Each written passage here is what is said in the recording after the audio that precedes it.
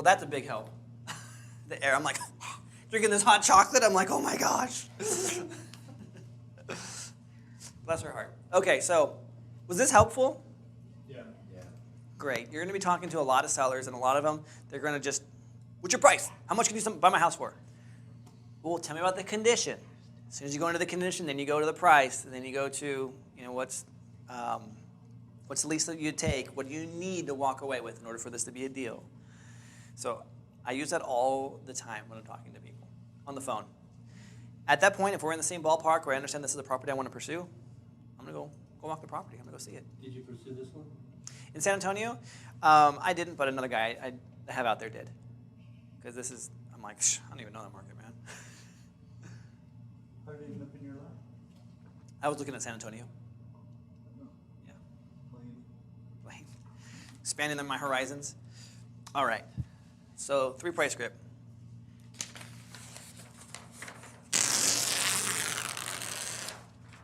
We'll throw this one up over here.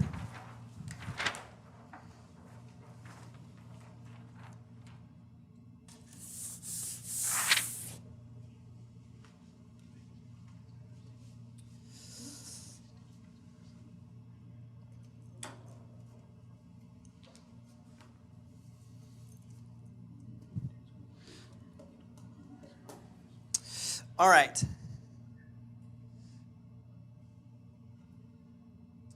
So plant term seeds. So I ask questions like, what will you do if it doesn't sell?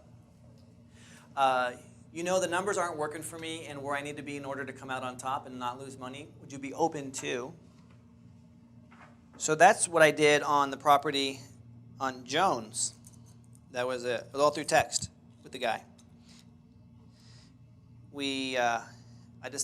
I use that just straight up. So you can do these in voice over the phone. You can also do it in text. I just said, look, the numbers aren't working for me where I need to be and not lose money. Would you be open to? And then I just go into, payments or options or whatever. In this case, he said, no. What's your lowest bottom line price? And I just threw out the number, and he took it. I'm like, crap, I should have said lower. So I said 238 and from 275 but actually it's interesting if you read the text messages. I walk him down this exact process. He goes from 275 to 265 to 238. So it does work in text as well. So always plant the seeds. Diving deep. You guys, you have these cards here. These cards have more seller conversations than they do buyer conversations.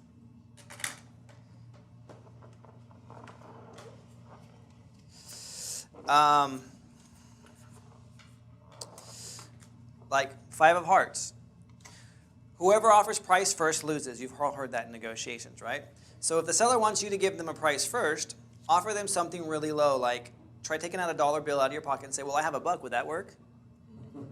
Go to the extreme. Go way, way lower than they're anticipating. These guys, I've put a lot into this stuff. Ace of clubs. I love this one. It says, "Why would anyone?" And I walk through a house and I'm looking around. I'm like, regardless of how the house looks, absolutely regardless. I go, why would anyone want to sell a house like this? And I'm listening for them to tell me all the reasons why they would want to sell it, because it's like falling apart. Let me tell you everything. That one guy that I told you about that had the pool in the backyard that was all covered in green and stuff like that, walked into his house, and I'm like, wow, why would anyone want to sell a house like this? Let me tell you, and for 45 minutes, he's walking me through everything wrong with the house, including the water here. There's dripping water everywhere. So sometimes people just don't know when to stop, and they'll tell you everything. But it's good, because it's ammunition for you. They're just giving you all the bullets you need to use on the pistol that you need to face back at them, because when they say, well, I can't sell at that price, we're like, well, let me see here. You just said that you were going to sell it for all these reasons. Maybe it's not the best analogy. But they're giving you all the reasons why they need to sell beforehand. They just don't know it yet. So you can definitely use their words against them to help them make the decision to sell. But you're going to find there's a lot of information here. Just throwing out random ones here. Jack of clubs basically says, the more information I know. I love this one. I'm talking to sellers. Says, use this with sellers who are tight-lipped.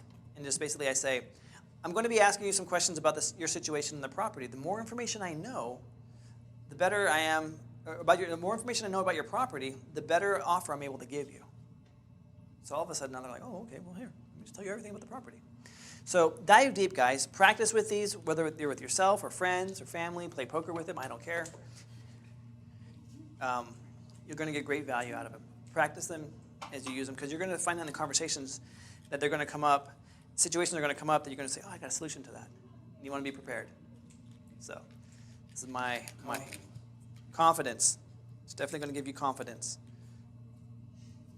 Because remember, you're just one deal away from changing your entire financial future. And sometimes all it takes is one phrase or two to get someone to motivated to work with you. Like that one gal I told you, I knocked on the door with my son. And she's like, oh, we're not going to sell, blah, blah, blah, or it's in foreclosure. And I said, well, what are you going to do if the bank gives you a judicial deficiency judgment or something like that? All of a sudden, what? Deficiency what? The whole reason when they moved out of the house was because they couldn't afford it anymore, and they didn't want any liability.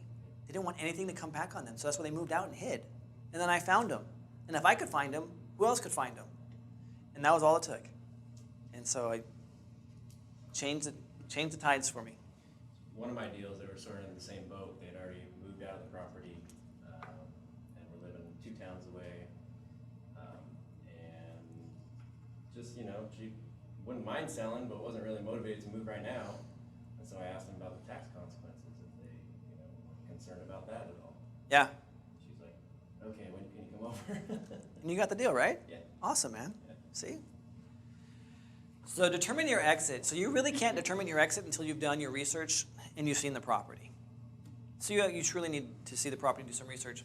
But you can get a good idea from the conversation with the seller what you're going to do with it. So in this particular case with Juan in SA, or San Antonio, I never knew they called it SA. I had no idea. It's like people in Pennsylvania call it PA. PA, do they really? Oh, So yeah, it's SA. I'm like, I thought it was San Antonio. But I don't know. So SA. Anyway. That's just what Jake calls it. Yeah. it's a little- That's right. So I got a good idea that it's a free and clear property. I have a lot of options that I can do with that. So in your conversation with the guy, if they said, oh, you know what, I owe $250 on it, I need to sell it $265, $270 at the max or whatever, I need to clear some money, you know what you're working with as far as options go. And we're going to get into greater detail of what those options are, because without knowing what the options are, you really can't do this. Doesn't mean anything to you. So you have to know what the options are before you can determine what your options are. But it's at this stage in the game where you're now determining what your options are going to be in the conversation. You've talked to them, you got a feel. I'll teach you later what your options will be. But at this point, you're like, okay, you're going to start to see things start to click as you have conversations with people.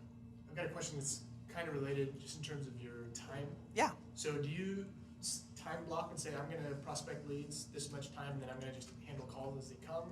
You set apart time to go through the current stuff you have in works? How does that work? It's a great question. So as a one-man shop, whenever the phone rings, I answer it. Because I never know who's going to call and why. So I do that. I end up getting a lot of solar solicitations. It happens all the time. So, and what I've done is on my phone, I just have a contact that's solicitor, and I just add that solar solicitation to solicitor. So when it comes up as a solicitor, I ignore it. But I do answer all my phone calls. I'll teach you some other systems, but it's a one-man show. That's how I'm going to answer this. I did time block. So every Monday from 9 until noon, I would take my kids in the car, let my wife get a break, and we would just go, and I'd throw the iPad on, my kids would watch a movie, and I would drive for dollars. Every single Monday, that's all I did. I picked up, oh my gosh, I must have close to 2,000 properties. Did it for months. 6 months, I think, totally. And I mean, I got Calusa, I got Chico, I got Oroville, all of Yuba City multiple times, all of Hearst, and I mean, everything that you can think of around the area, Gridley even, I got all of those properties. Just driving, looking for ugly, nasty houses. So that's one thing I did do. When it came down to, and my goal was 5 contacts a day. So, I didn't actually share this with you. I don't have it on one of the sheets or anything like that, but I'll make it available to you all. I have a call tracker where I'm marking down how many phone calls I make in a day. My goal was always 5. And then what I would track was how many phone calls led to appointments and how many appointments led to closed deals. So those are the metrics that I actually would track. And on the months where I hit my 5 calls a day, where I'm looking either at, and a call means that I've skip traced somebody, I've called on a FSBO, on Craigslist or something. I've even, knocked on someone's door, that's a call. So that was my goal. How many of those actually led to appointments, and how many of those appointments actually closed? Yeah. How do you not lose track of some of those some of those properties that you have taken quite considerable amount of time on? You had mentioned earlier you were working on one, it took almost 2 years. How do you not lose track of that within that tracker?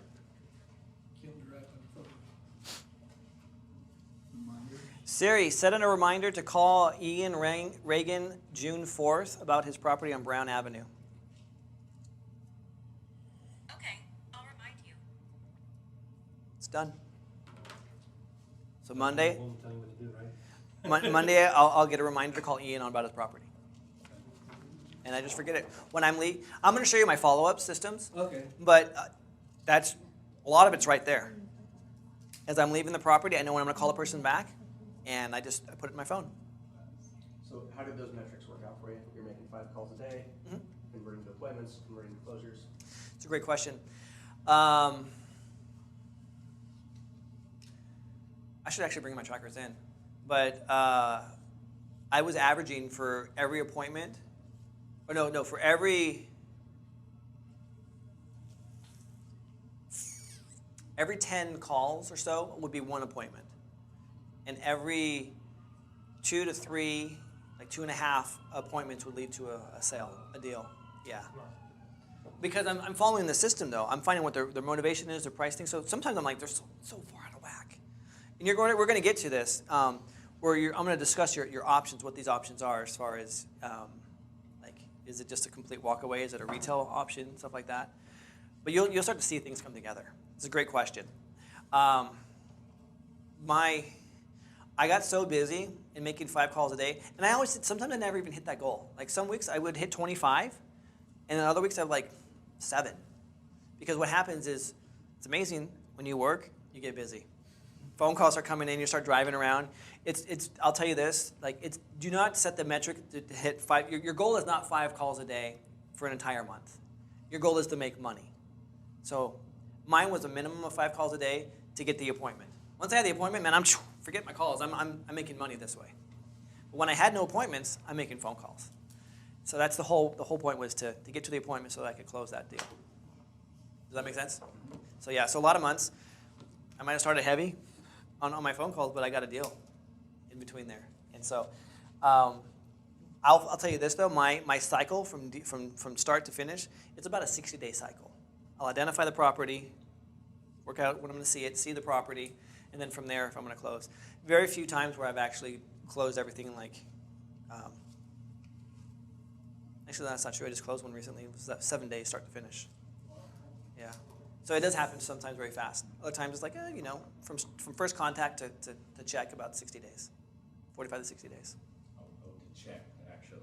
Cash in the hand. Yeah. That's about my average.